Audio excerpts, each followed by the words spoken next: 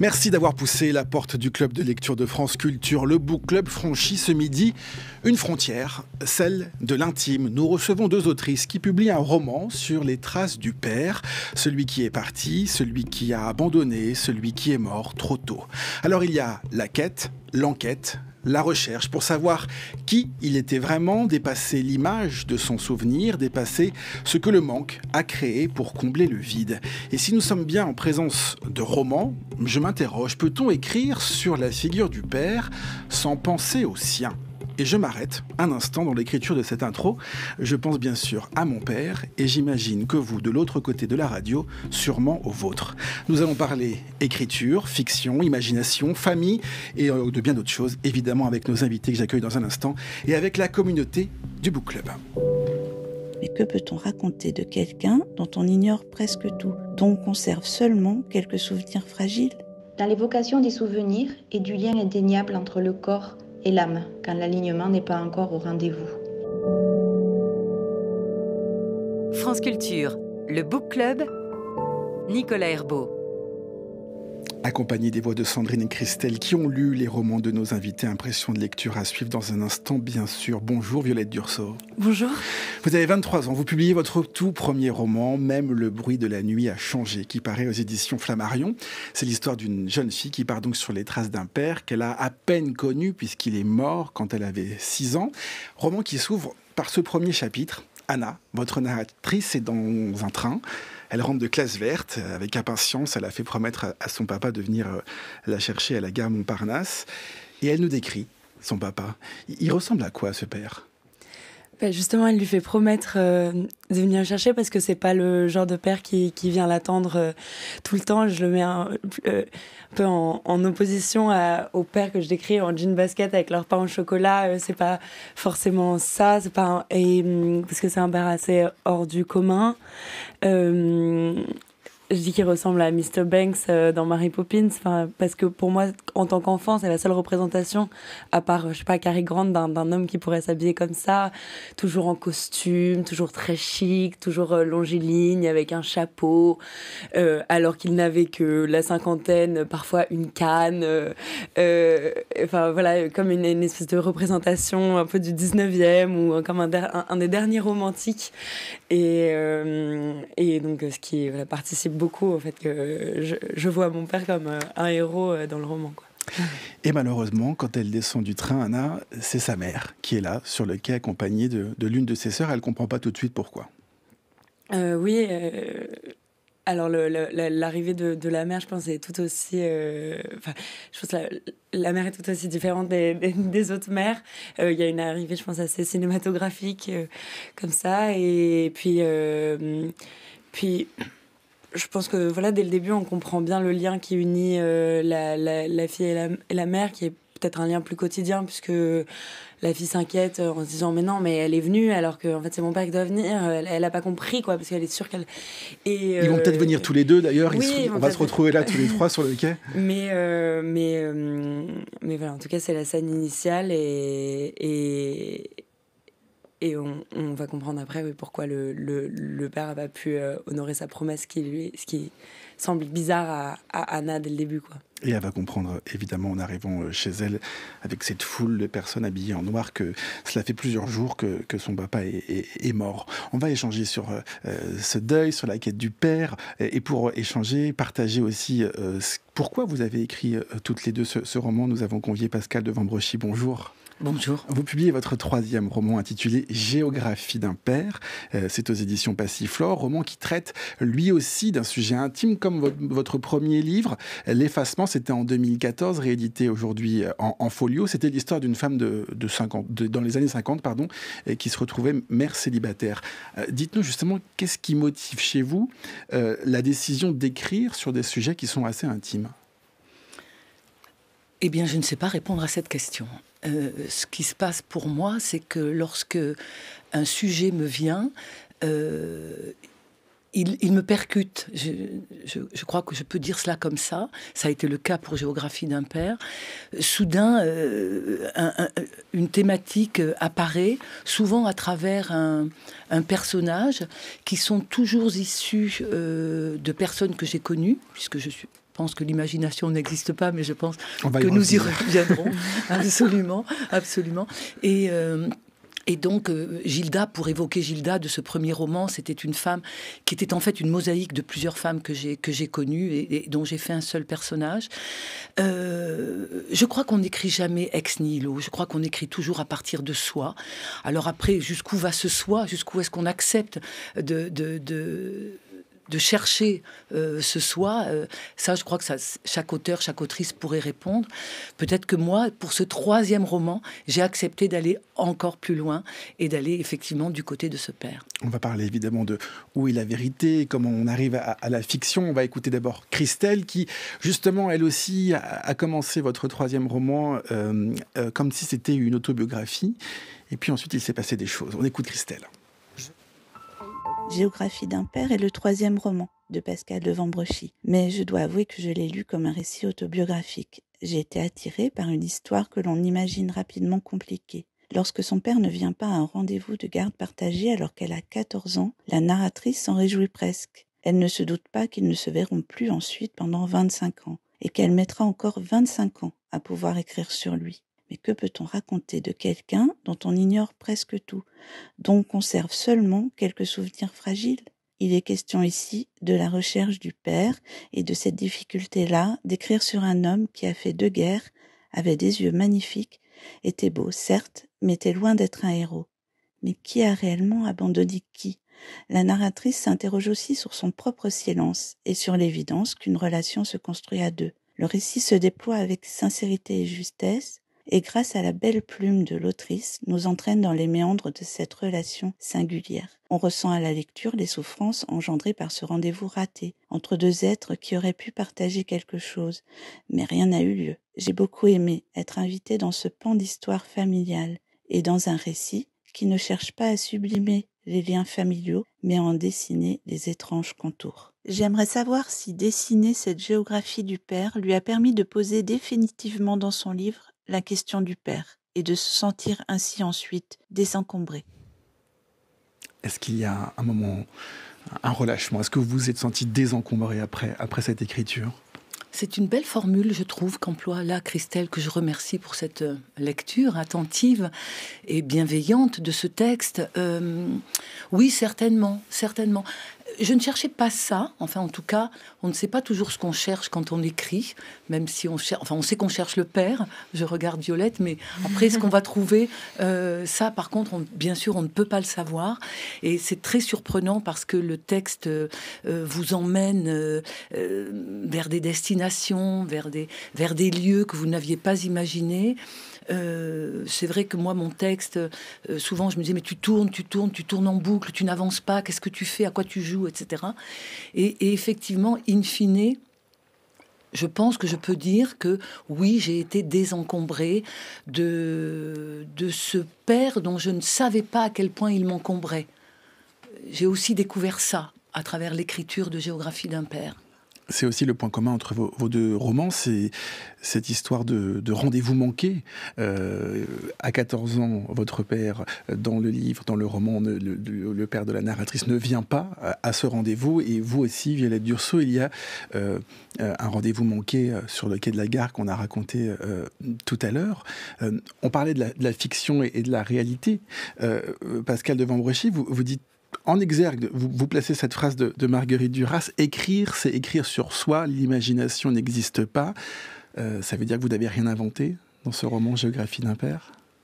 Ça n'est pas tout à fait vrai, bien sûr, mais c'est vrai que alors je dois dire que écrire de Marguerite Duras, c'est une de mes bibles que je relis régulièrement et que je rachète parce que je la note tellement que je suis obligée d'acheter un nouvel exemplaire. Voilà, absolument.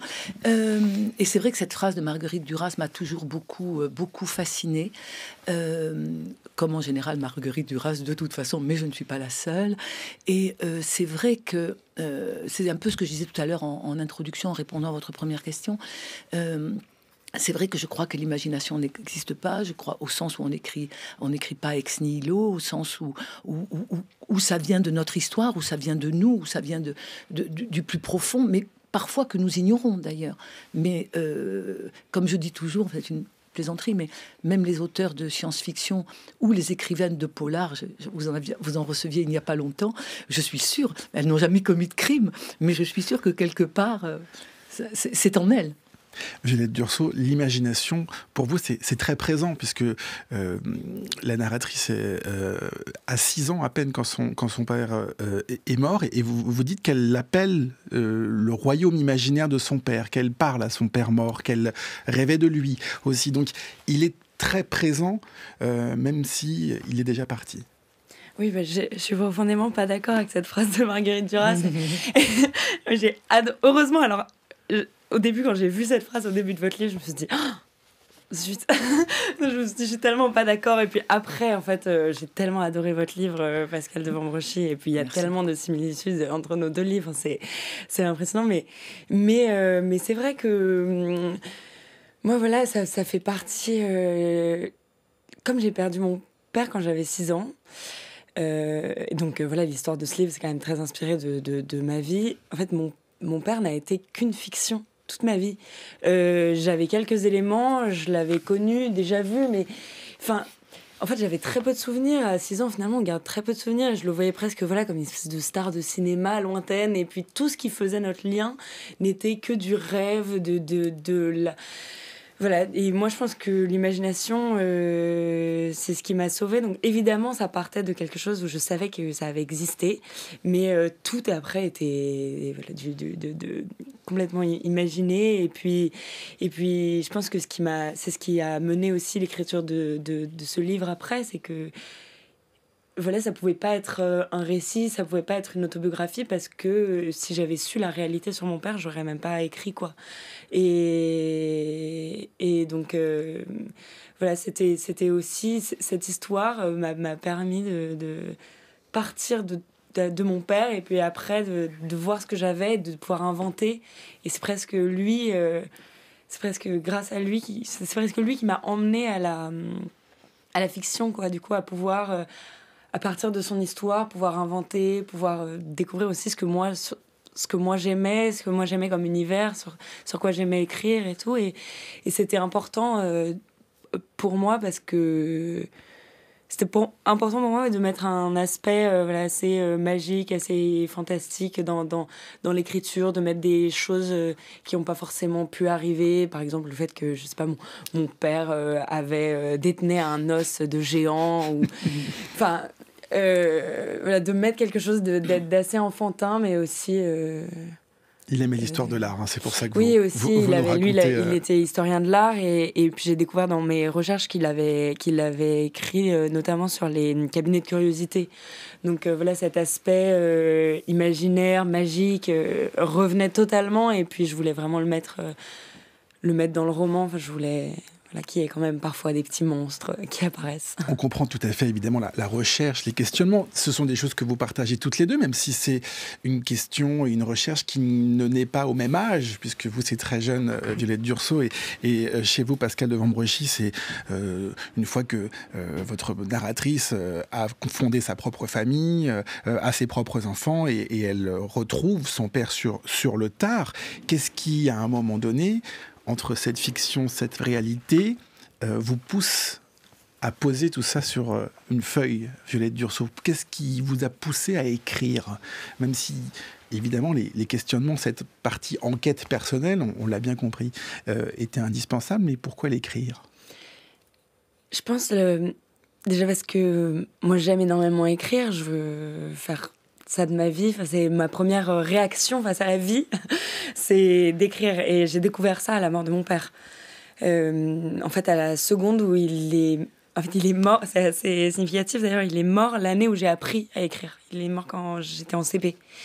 Et c'était voilà, presque ma première réaction d'essayer de garder tout, d'archiver, de conserver, de faire écrire les autres aussi. J'avais pris quelques feuilles que j'avais agrafées pour pouvoir les faire passer après l'enterrement, etc. Et donc du coup, déjà, j'avais ça. Et puis j'avais voilà, gardé ce bonheur d'écrire des journaux, garder des éléments de ma vie. Et puis à un moment, c'est venu un peu presque comme une urgence. Enfin, je pense aussi, j'étais totalement d'accord avec ce que disait Pascal de Vambrochy. Enfin, qu'il y a un moment où j'avais besoin d'écrire ce livre. Je pouvais, comme si je pouvais plus faire autre chose. Et donc j'ai commencé à l'écrire. Et puis aussi, je pense que c'est un moment où j'avais besoin de savoir des choses sur mon père. J'avais en tout cas besoin de passer du temps avec lui. Et que l'écriture, ça m'a permis de... Là, ça a été mon bouclier, encore mon bateau pour aller le faire. Ce qui est très fort, c'est qu'une fois que c'est écrit, une fois que c'est publié, ça devient le roman de tous. C'est ce que vous dites, Pascal de Vambrochy, c'est qu'on franchit cette sphère intime et ça devient universel. Oui, en effet, et c'est ce que j'aurais pu d'ailleurs répondre à ce que vous avez dit tout à l'heure. Mais si vous permettez, je voudrais juste faire une incise pour dire à Violette Dursault que c'est pas grave qu'on ne soit pas d'accord sur la phrase de Duras, parce que moi aussi j'ai adoré même le bruit de la nuit a changé, et que c'est formidable d'arriver comme ça d'horizons différents, de générations différentes, et de se retrouver autour d'un texte. Ceci étant dit, oui, c'est très frappant. Et alors, depuis que le livre est sorti, j'ai deux réactions. Les lectrices, j'ai envie de dire toutes celles que j'ai rencontrées, me disent ça m'a questionné dans ma propre relation avec mon propre père, etc. J'ai pensé à mon père. Votre histoire n'a rien à voir avec la mienne, mais. Et les lecteurs, dont on sait bien qu'ils sont moins nombreux en littérature générale que les lectrices, mais messieurs, ne vous privez pas. Dans le club aussi, c'est vrai. Ne vous privez pas. Les lecteurs me disent, et ça me touche beaucoup, que ça les questionne en tant que père. Certains d'entre eux m'ont dit, quel père suis-je? Est-ce que moi aussi je dis assez à ma fille telle ou telle chose? Est-ce que je suis assez attentive? Et ce que disait Violette Dursault est tout à fait... Enfin, j'adhère totalement à ce propos. On n'a pas le choix. Je veux dire... Alors, effectivement, moi, il y a eu des moments où je me suis posé la question, je ne sais pas si c'est votre cas, mais moi, je me suis posé la question, est-ce que je publie? Est-ce que je publie pas? Que va penser qui? Enfin, forcément, on y pense. Je pense, oui. Forcément, on y pense. Mais il arrive un moment où on ne peut pas s'en empêcher, vraiment, non seulement de l'écrire, et comme vous, moi j'ai commencé à écrire très très tôt, même si je suis venue à la publication très très tard, les journaux, les petits carnets, ce besoin, les poèmes que l'on déclame en famille, enfin toutes ces choses, je les ai faites. Et puis à un moment donné, la nécessité est plus forte que tout, et puis on y va et on prend le risque. Dans quelles circonstances vous écrivez, Pascal de Vambrochy? Vous le dire où, quand, comment, à quelle heure? Oui, pourquoi? Pas pourquoi vous l'avez dit, mais dans quelles circonstances, oui. Alors j'ai presque envie de dire que j'écris un peu partout, mais par contre, si vous permettez, je vais citer Virginia Woolf, qui quand même a dit que pour qu'une femme écrive, il fallait qu'elle ait 500 livres de rente et une chambre à soi. Et j'ai eu la chance, à un moment donné de ma vie, d'avoir 500 livres de rente et une chambre à moi, c'est-à-dire un bureau extrêmement agréable, dans lequel je me sens merveilleusement bien et dans lequel je peux écrire. Mais je dicte aussi des choses à mon dictaphone dans la voiture. Je peux écrire dans un café extrêmement bruyant une phrase qui vient me traverser. Je crois que quand on écrit, on est en état d'écrire un peu permanent. L'inverse. Je suis l'inverse. Dites-nous. Je peux même pas lire dans un café, je supporte pas le bruit. Enfin, j'arrive pas du tout à me concentrer. Mais vraiment, moi, il faut que je descende. Comme si je descendais dans un sous-marin, quoi. Vraiment, ça me prend 2-3 jours. Je peux évidemment écrire des journaux, trucs comme ça, voilà. Peu à la sauvette, mais pour vraiment écrire, il faut que ça me prend 3 jours de redescendre. Et puis généralement, voilà, dans l'écriture de mon livre, je me lève, c'est le matin, je me lève très tôt, et avant que la vie commence un peu, et voilà, ça dure assez longtemps. Je ne connais rien d'elle, et pourtant je la vois. J'ai inventé son nom, j'ai entendu sa voix. Sa démarche ressemble au souvenir d'enfant qui trotte dans ma tête et dans ce temps rêvant. Sur son front, ses cheveux sont de l'or en bataille que le vent de la mer et le chamaille. J'ai beaucoup aimé ce premier roman très juste dans sa démarche mémorielle, dans l'évocation des souvenirs et du lien indéniable entre le corps et l'âme, quand l'alignement n'est pas encore au rendez-vous. Idéalisée et trouble, la légende familiale puise toujours ses racines dans la vérité. Anna Trébuche tombe et grandit au fur et à mesure de l'acceptation, comme si une part de ses origines lui était rendue. Violette Dursault est une force intranquille. Je l'ai suivie enfantine et fragile au début du roman, puis j'ai vu sa force s'intensifier, dans ses mots, dans ses phrases, parfois tendre et colère, parfois hasardeuse et irrationnelle. Au fil des rencontres, les connaissances, les amis, les professeurs, les collaborateurs du père défunt vont raconter un homme dont la part de lumière était au moins égale à la part d'ombre. Et les souvenirs mystifiés de la petite fille vont se déconstruire et céder la place à un dandy, un élégant amoureux du beau et de la vie, dans ce qu'elle a de plus inachevé. Un homme un peu moins merveilleux et un peu plus terrestre. Je referme le livre et je me dis qu'Anna, ou Violette, a gagné beaucoup de temps en entreprenant si tôt cette quête des origines, la quête du père perdu. Sandrine, notre lectrice, impression de lecture de votre livre Violette Dursault, vous êtes d'accord avec elle? Anna ou Violette ont gagné du temps en entreprenant tôt cette quête du père perdu? Merci beaucoup Sandrine pour cette lecture et d'ailleurs ce petit accent qui me rappelle là où j'ai écrit mon livre, parce que je vis à Marseille et j'ai écrit tout ce livre à Marseille, donc ça me fait plaisir. Et puis surtout pour cette force intranquille, j'adore, je vais reprendre, j'ai noté. Alors si j'ai gagné du temps, je sais pas, parce que en fait finalement j'ai l'impression que j'ai rattrapé le temps que les autres ont eu. En fait j'ai l'impression que ça a été aussi un moyen juste de remettre mon père à sa place, de vraiment savoir ce que c'est d'avoir un père. Et puis c'est bizarre parce que j'ai trouvé par d'autres personnes, aussi par des lieux, par des villes que je décris, que je suis allée voir. Mais presque... Notamment l'Italie, hein, parce qu'on peut y aller, parce qu'on va parler de géographie dans un instant, mais vous partez en Italie. D'ailleurs, Martha, sur notre compte Instagram, nous dit « Cette émouvante quête du père est aussi une magnifique invitation au voyage dans une Italie pleine de vérité et de poésie. » Votre démarche, c'est de reprendre chronologiquement la vie de votre père. Oui, et d'essayer de devenir italienne par ce livre, par cette recherche... essayer de retrouver ce qu'il y a d'italien en moi. Voilà. Ouais. Et avec aussi la sensation de se sentir un peu étrangère parfois. Oui, totalement. En fait, ça part du fait que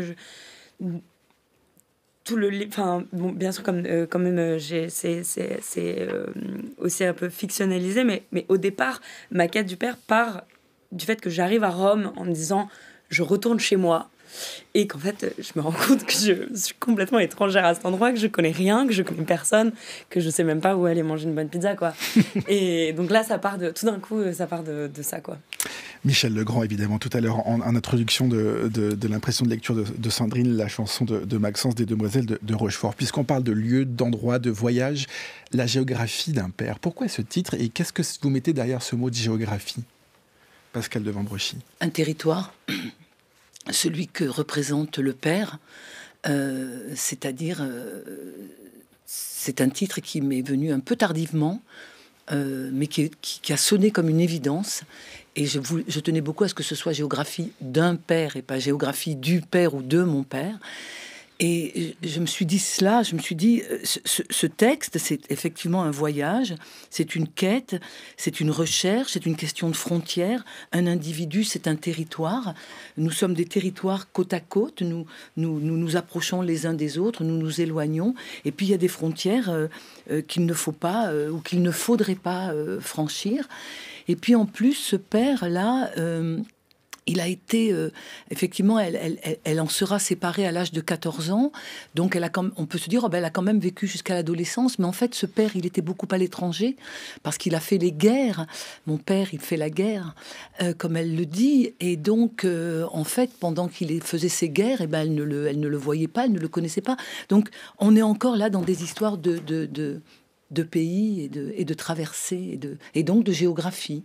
Ça met aussi de la distance avec lui, ce titre qui paraît un peu, comment dire, universitaire, un peu théorique, je trouve, géographie de quelque chose. Et puis, on rentre dedans et dans votre livre et on rentre par ce coup de téléphone que vous racontez de la part d'une cousine qui annonce à votre narratrice que votre père est à l'agonie. Et vous dites pourtant j'y vais, il nous a tous abandonnés, mais j'y vais. Qu'est-ce qu'elle veut prouver quand elle va le voir ? Je crois que là, elle est animée par la curiosité. Et qu'elle ne sait même pas qu'elle est curieuse de revoir ce père. Ça fait quand même des décennies qu'elle ne l'a pas vu. Contrairement au texte de Violette Dursault, ce père n'est pas décédé.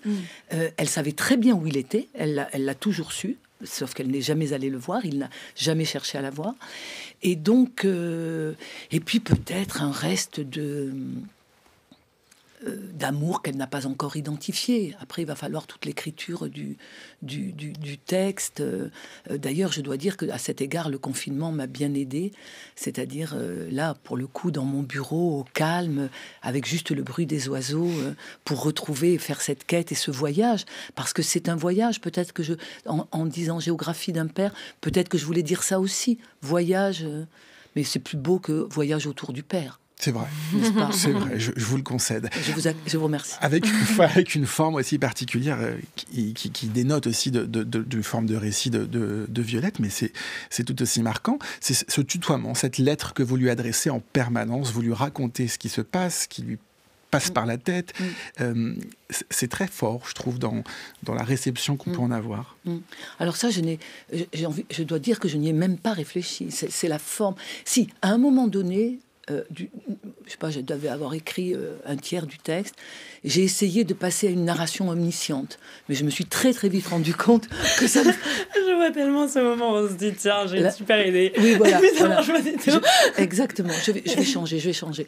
Et puis peut-être aussi parce que c'était aussi peut-être un moment où je me disais. Est-ce que ce n'est pas trop intime ? Est-ce que, vous voyez, c'était aussi une façon de. Mais le fait que la narratrice dise je et que elle tutoie ce père qu'elle essaie de retrouver, faisait que l'autrice Pascale de Vambrechy s'adressait à la narratrice qui devenait un personnage. Et ça m'a permis d'avoir une distance avec laquelle je me suis sentie extrêmement à l'aise. Voilà, c'était une narratrice, ça aurait pu en être une autre, ça aurait pu être... Vous avez choisi, Violette, de nommer votre personnage, moi pas, mais c'est la narratrice. J'ai réussi là où tu as échoué, j'ai construit jour après jour, pierre après pierre, une famille qui ne se dissoudra pas.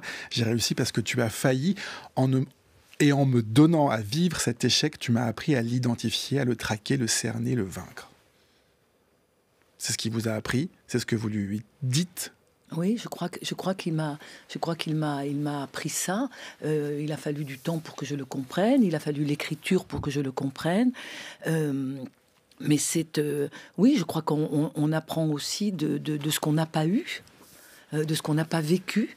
Ça nous construit aussi d'une autre manière, peut-être plus complexe, plus douloureuse, plus difficile, mais peut-être de manière plus forte, je ne sais pas. Ça, faudrait parler avec d'autres personnes pour comparer. Violette Dursault, votre narratrice, elle dit être tombée illico dans le lac du deuil. Ça, c'est la phrase qui m'a marqué.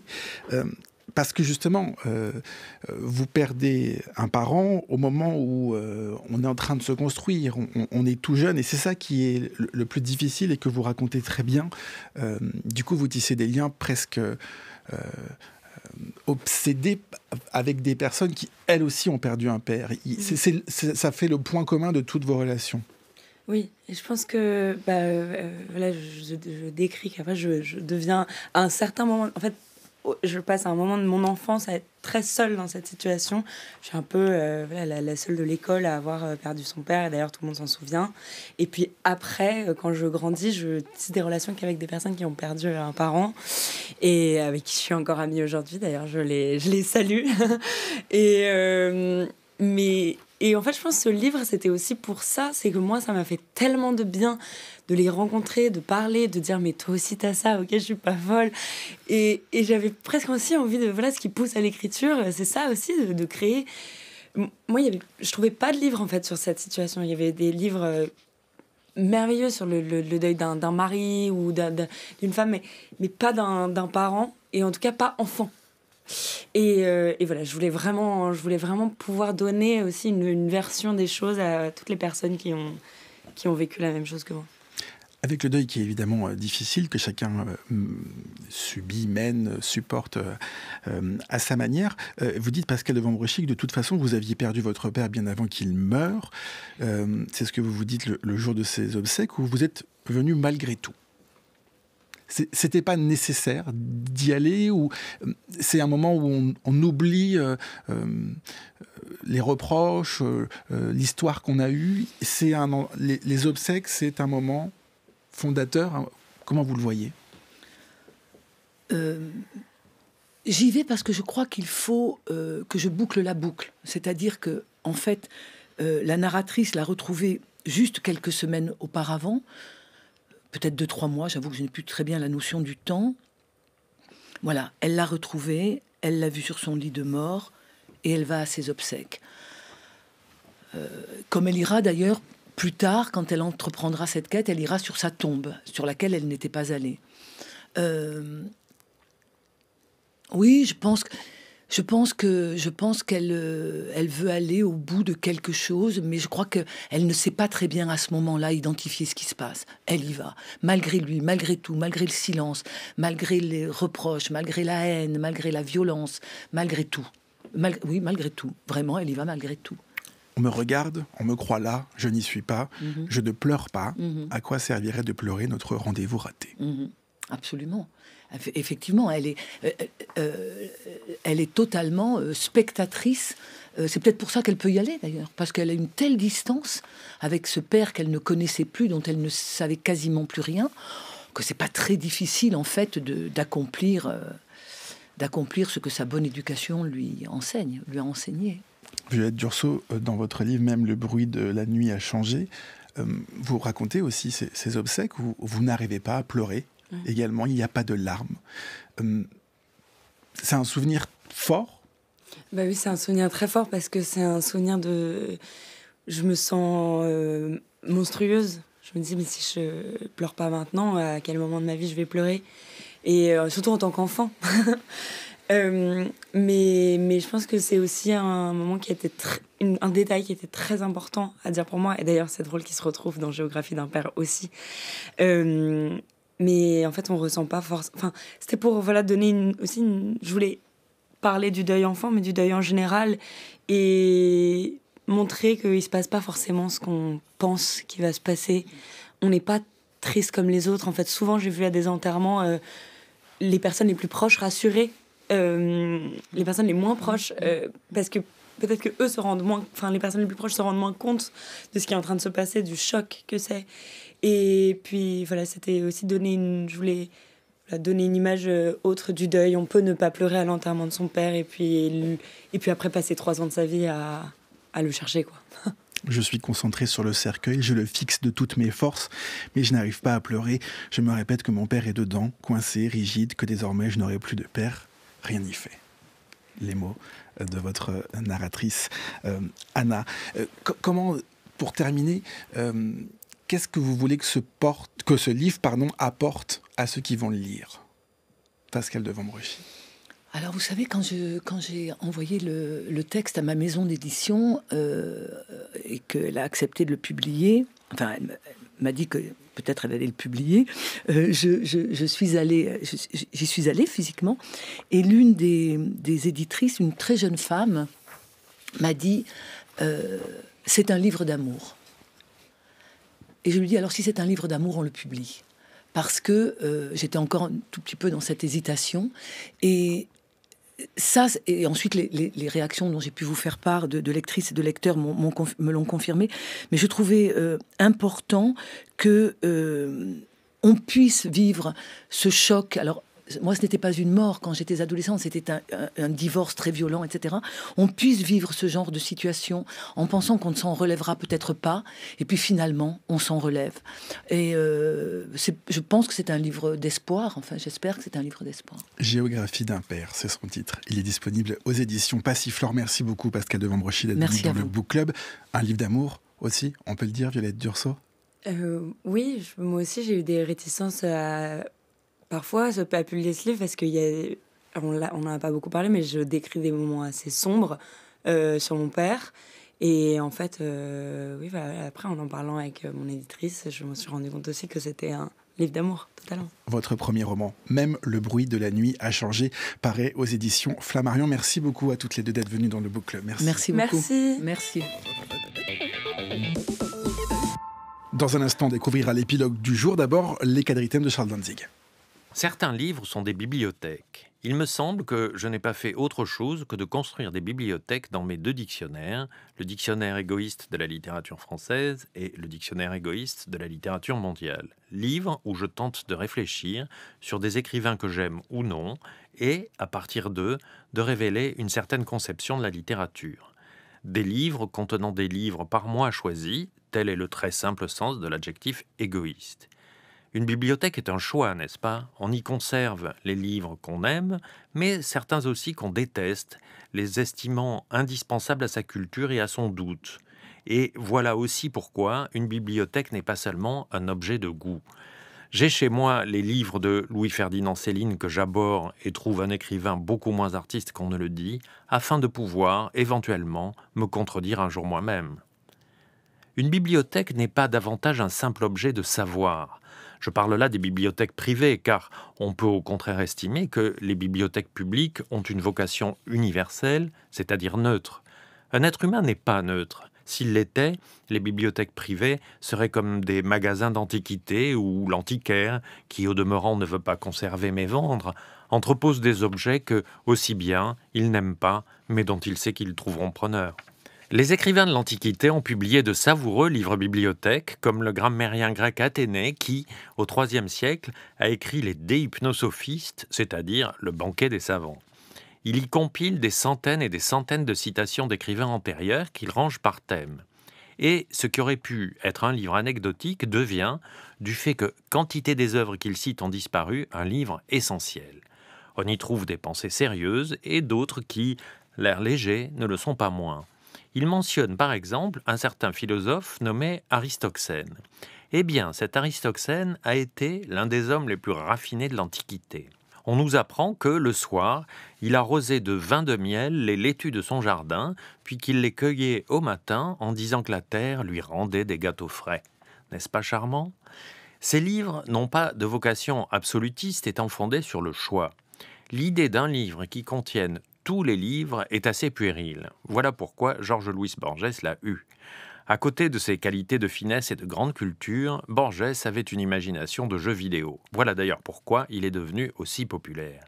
Sans cela, il aurait été vendu à 410 exemplaires. Dans sa nouvelle La bibliothèque de Babel, il invente une bibliothèque contenant tous les livres de 410 pages. Voilà exactement le genre d'idée qui me fait soupirer d'ennui et que je laisse aux membres de l'Oulipo et à ceux qui pensent que les livres sont des boîtes de jeux. Charles Danzig à retrouver sur franceculture.fr et sur l'appli Radio France. Chaque jour, le club de lecture de France Culture est préparé par Oriane Delacroix, Zora Vignet, Jeanne Grappard, Didier Pinault et Alexandre Alaïbegovic. Merci à toute l'équipe accompagnée aujourd'hui de Thomas Beau à la réalisation et de Jérémy Kaufmann à la prise de son. On tourne ensemble la dernière page du jour. Voici l'épilogue. Souvent, je me disais, mais tu tournes en boucle, tu n'avances pas, qu'est-ce que tu fais, à quoi tu joues, etc. Et effectivement, in fine, que va penser qui ? Enfin, forcément, on y pense. Eh bien, je ne sais pas répondre à cette question. En fait, mon père n'a été qu'une fiction toute ma vie. Votre histoire n'a rien à voir avec la mienne, mais, en disant géographie d'un père, peut-être que je voulais dire ça aussi. Voyage, mais c'est plus beau que voyage autour du père. On peut ne pas pleurer à l'enterrement de son père et puis après passer 3 ans de sa vie à le chercher, quoi.